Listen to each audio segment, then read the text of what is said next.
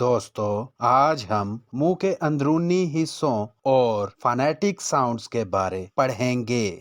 آرٹیکیولیٹرز کیا ہوتے ہیں؟ ہمارے منہ اور اورل کیویٹی کے وہ حصے جو سپیچ ساؤنڈز پیدا کرنے میں اپنا کردار ادا کرتے ہیں، آرٹیکیولیٹرز کہلاتے ہیں۔ اب ہم اس ڈایاگرام کی مدد سے آرٹیکیولیٹرز کا مطالعہ اور مشاہدہ کریں گے۔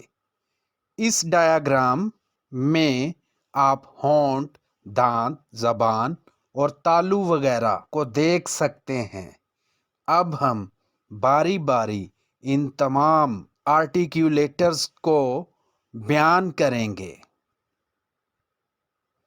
ہونٹ، اوپر والا اور نچلا ہونٹ دونوں ہی مختلف قسم کی آوازیں پیدا کرنے میں ہماری مدد کرتے ہیں۔ ہونٹوں کی مدد سے پیدا ہونے والی آوازوں کو لیبیل ساؤنڈز کہتے ہیں۔ دانت، ہمارے اوپر والے اور نچلے دانت مختلف قسم کی آوازیں پیدا کرنے میں ہماری مدد کرتے ہیں۔ دانتوں سے پیدا ہونے والی آوازوں کو ڈینٹل ساؤنڈز کہتے ہیں۔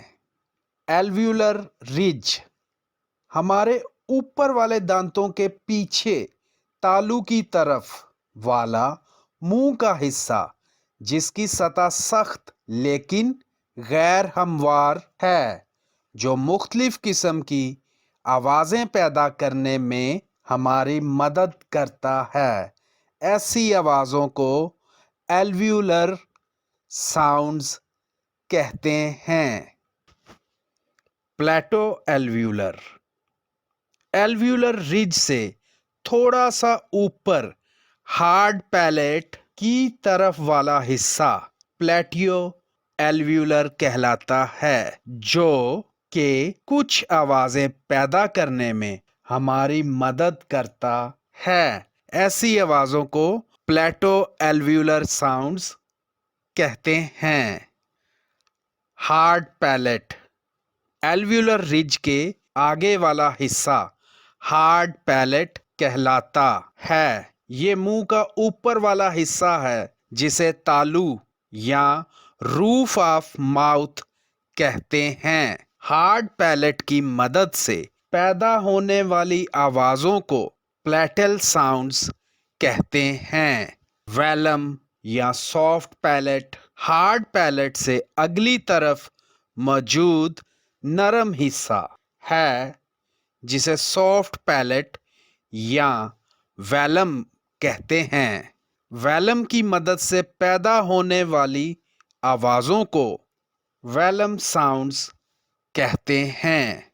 گلوٹس، ہمارے گلے میں موجود آلہ صوت کے اوپر موجود سوراخ کو گلوٹس کہتے ہیں اور اس کی مدد سے پیدا ہونے والی آوازوں کو گلوٹل ساؤنڈز کہتے ہیں۔ Types of phonetic sounds. Bilabial sounds, یہ آوازیں دونوں ہونٹوں کی مدد سے پیدا کی جاتی ہیں۔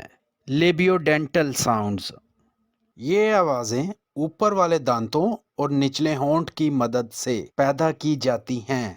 ڈینٹل ساؤنڈز، یہ آوازیں زبان کی نوک کو اوپر والے دانتوں کی اندرونی سطح کو چھونے سے یا دونوں دانتوں کے درمیان میں رکھ کر پیدا کی جاتی ہیں۔